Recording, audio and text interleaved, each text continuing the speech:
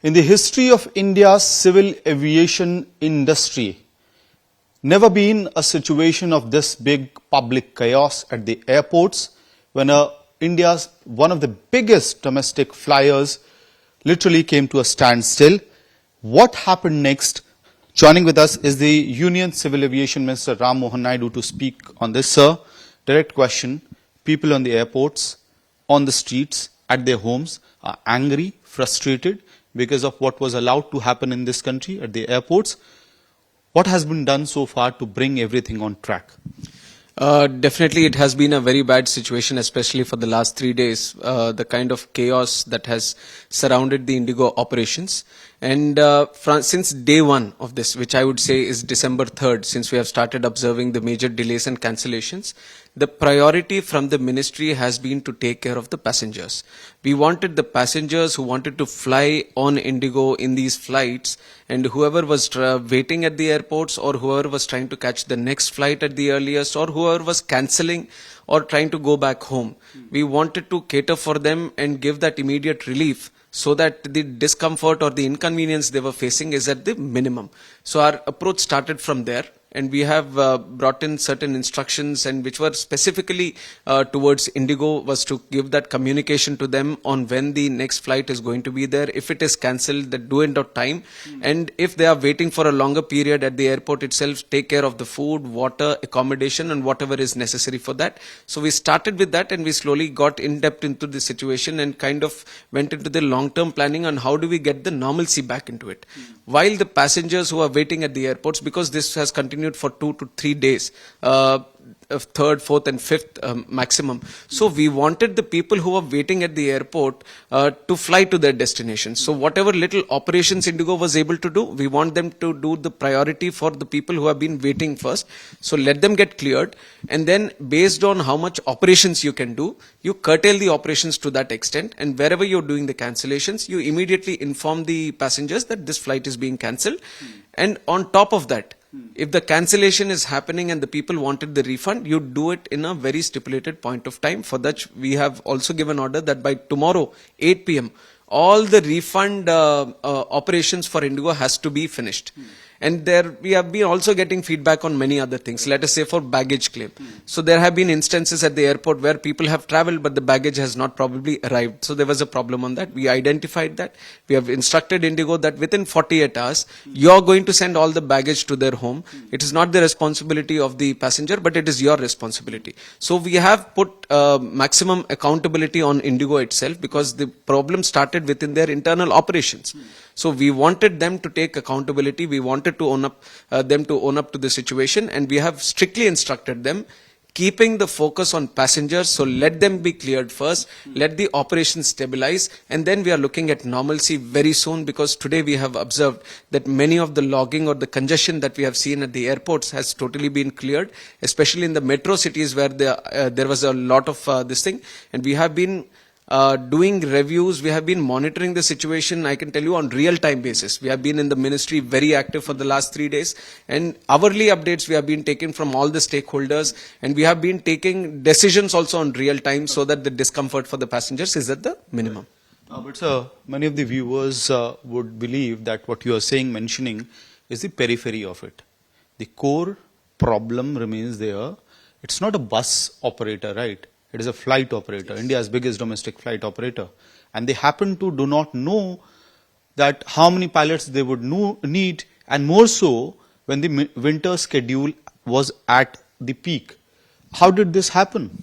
It is very surprising, and you have, I think, rightly put it, being the major operator, operating for so many years in the industry, and for the last 20 years they have been operating at the highest OTP, and suddenly you are seeing them drop to below 2 digits also. It is very alarming and surprising also. And on the other side, if I have to tell you from the ministry or the DGCA point of view, the instructions have been very clear. This is not a sudden hammer that has been done and said that this is what we are going to do from tomorrow. But there was ample amount of time for everyone, and you are seeing that this is an issue that has cropped up only with one airlines. We have Akasa, we have SpiceJet, we have Air India, we have Air India Express, we have Alliance Air, we have many other airlines also. They have all abided to it. And this has started from November 1st, the new FDTL guidelines, and we have been monitoring. We have taken confirmation from Indigo that they are going to abide with the new guidelines. So from the ministry and the DGCA, we have been totally at it, and we have been monitoring the situation for all the airlines. And we have seen it has gone through 1 month also. There has been full November that we have gone through it. There have been stabilization of the operations within November itself. Other than the fact that you generally face the winter situation, the fog situation, and there might be other challenges of congestion happening in certain airports, which are very momentary. So all through these challenges, we have managed to maintain the operations. So that is why it is very surprising that suddenly this issue comes up with this major airline. So which is why to get into the complete depth, because we have taken confirmation from them for the new guidelines that they are going to abide by it, and we have been following up on it. But why suddenly it has cropped up? We have put up an inquiry under the DGCA where 4-member committee has been put up, because we want to go to the depth of this on how exactly after 1 month of the implementation that you come up with this situation, and such a major airline which is into operations in this has suddenly made it out of control. And that brings us to the question that many in the passengers and the aviation experts are saying that this particular operator wanted to blackmail the Ministry of Civil Aviation to do away with the FDTL new norms and to put you in a position where it has to be put in abeyance. And you have surrendered to that particular circumstance as well. That's what many of the civil aviation experts are speaking about. And in general, people believe that now. My straightforward answer to them is that we have not succumbed to any pressure, and we have not taken any decision based on the pressure that has been built up or anything.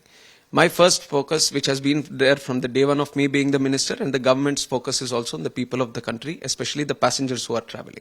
This is a time where it is a vacation time. People want to fly out. People want to go, and they have, and you know, air travel is almost related to emergency travel, where they want to fly immediately or reach a destination immediately. That is when they travel by air. And in those situations, you have so many passengers who want to fly. It's not Indigo or Air India. They want to fly. They want to get to the destination. So it is, as a minister, my responsibility to take care of them first. If an operator is not able to run at that full capacity to cater for the passengers, then I have to facilitate for the travel of the passengers. So again, putting the focus on the passengers, we have given a temporary abeyance which is very, very clear if you look at that order also, that by February 10th, we will go back to the regular FDTL norms which everyone else is following, and we have asked them for a strict plan also. And we will monitor that plan weekly from DGCA, from the ministry, to ensure that they will do.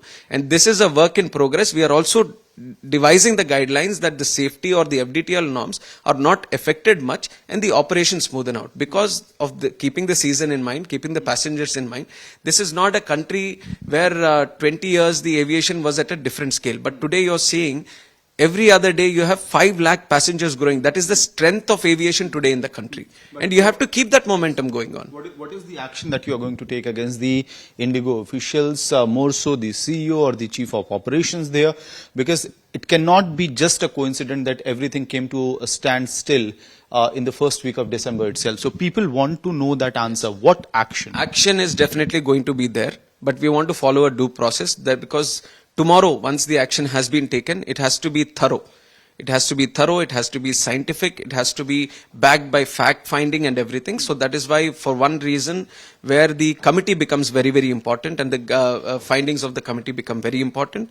Second, we are also, like I've engaged with the Indigo team also, and for last 3 days we have been continuously engaging with them, want to normalize the operations and trying to find this out. I can tell you that I'm not satisfied with whatever they have to say regarding the incident. So we are going to see financial implications, or heads will be rolling at Indigo?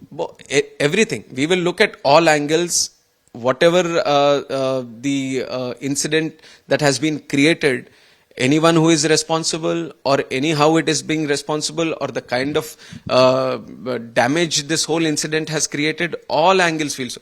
We want to send a message out that the ministry is not going to sit quiet. This is an important issue of the country, and this is an issue which the people of the country have faced, and the ministry is going to be very strong and serious about it. One final question, sir.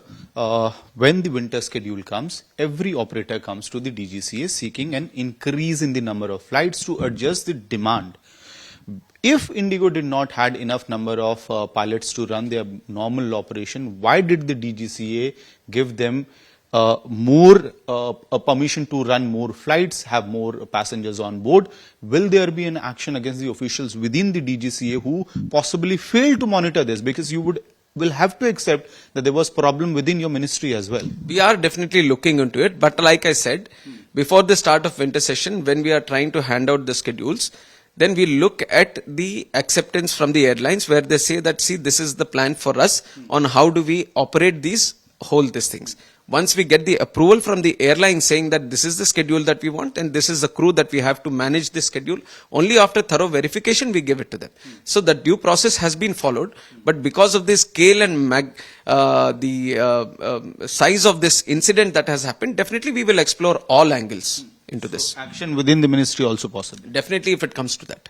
Thanks a lot for speaking to us. So that was Civil Aviation Minister of India, Mohan Naidu, saying that financial implications, penalties as well as heads rolling at Indigo cannot be rolled out. Ministry of Civil Aviation is not satisfied with the kind of explanation that Indigo has given for the fiasco that it created in India's civil aviation industry. An action will be taken on this particular case. The high-level committee will be coming up with the action report on that. But the ministry's focus right now is to bring the civil aviation sector back on track. With video journalist Ashwani Helen, Zamit Bhardwaj reporting for India Today from Delhi.